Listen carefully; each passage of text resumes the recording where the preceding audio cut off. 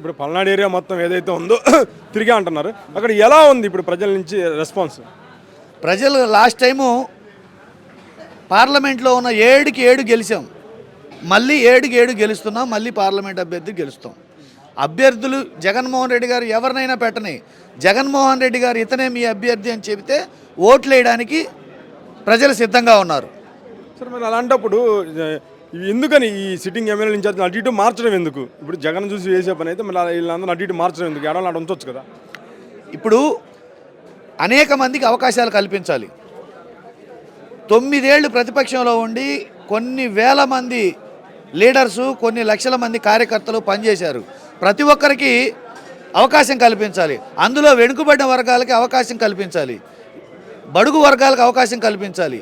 అవకాశం కల్పించడం కోసం కొంతమందిని ప్లేసులు మార్చడం, కొంతమందిని మార్చడం జరిగింది. మొదటగా కొంతమందికి అవకాశం ఇచ్చారు ఫస్ట్ ఫేజ్లో, సెకండ్ ఫేజ్లో మరికొంతమందికి అవకాశం వస్తుంది.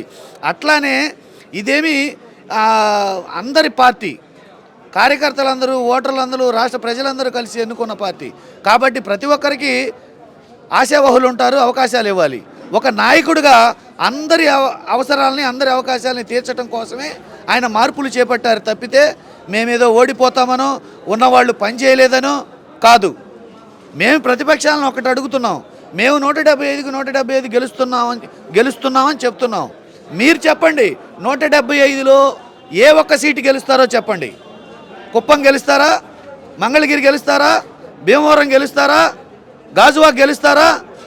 Open challenge. మీరు ఎక్కడ నిలబడతారో చెప్పండి, ఏది గెలుస్తారో చెప్పండి. మీ అధ్యక్షులకి, మీ నాయకులకి దిక్కు లేదు, మీకు క్యాండిడేట్లు లేరు, మొత్తం నియోజకవర్గాల్లో పోటీ చేసే దమ్మే లేదు మీకు. ఇప్పటికీ పొత్తుల కోసం, ఎత్తుల కోసం, క్యాండిడేట్ల కోసం తిరుగుతూ ఉన్నారు. మాకు ఒక్కొక్క నియోజకవర్గంలో 10 మంది యాస్పిరెంట్స్ ఉంటే వాళ్ళని అడ్జస్ట్ చేయలేక మేము తలబట్టుకుంటున్నాం. ఈసారికి మీరు ఆగండి, ఈసారికి మీరు ఆగండి, మేము మళ్ళీ నెక్స్ట్ టైం ఇస్తామని చెప్పేసి అసలు మీ క్యాండిడేట్ లేరు. గెలిచింది ముగ్గురులో గల్లా జయదేవ్ నాకు రాజకీయాలు వద్దన్నాడు, కేసీఆర్ నాని నేను నీతో ఉండను అన్నాడు. 23 మంది ఎమ్మెల్యేల్లో నీతో పట్టుమని 4 కూడా నీ తరపున, నీ కొడుకు తరపున కనపడట్లేదు. ఈ పవన్ కళ్యాణ్కి అతను తప్పితే కమిటీలే లేవు, అతనికి ఎమ్మెల్యేలే లేరు. ఒక ఆయనకేమో అల్జిమర్స్ వ్యాధి, గుండెలో చిల్లు, ఒళ్ళంతా బొల్లు, కింద ఫైల్స్, ఇన్ని పెట్టుకొని అరగంటకు ఒకసారి మర్చిపోతాడు. ఆయన బాబు గ్యారంటీ భవిష్యత్తు, బాబు షూరిటీ భవిష్యత్తు గ్యారంటీ అని చెప్పి చెప్తాడు. ఇప్పుడు మాట్లాడింది గ్యారంటీగా అరగంట తర్వాత మాట్లాడలేడు అతను, అది మర్చిపోతాడు. అట్లాంటి ఆయన కూడా చెప్తాడు గ్యారంటీ గురించి. ఇంకొక ఆయన ఉన్నాడు, పట్టుమని 2 నిమిషాలు 2 కాళ్ళ మీద నిలబడలేడు, తన నిర్ణయాల మీద తను నిలబడలేడు, తన ప్రవర్తన మీద తను నిలబడలేడు. అతను ప్రజల భద్రత గురించి ఆలోచిస్తున్నాడు. సార్, ఒక మాట చివరగా చెప్పండి. ఇప్పుడు తెలుగుదేశం, జనసేన ఏదైతే ఉన్నాయో 2 అలయన్స్లో ఉన్నాయి. దీనికి తోడు ఏపీలో దాదాపు మీరు చూసినట్లయితే కాంగ్రెస్ పార్టీ బాధ్యతలు వైఎస్ షర్మిల కూడా స్వీకరించబోతుంది.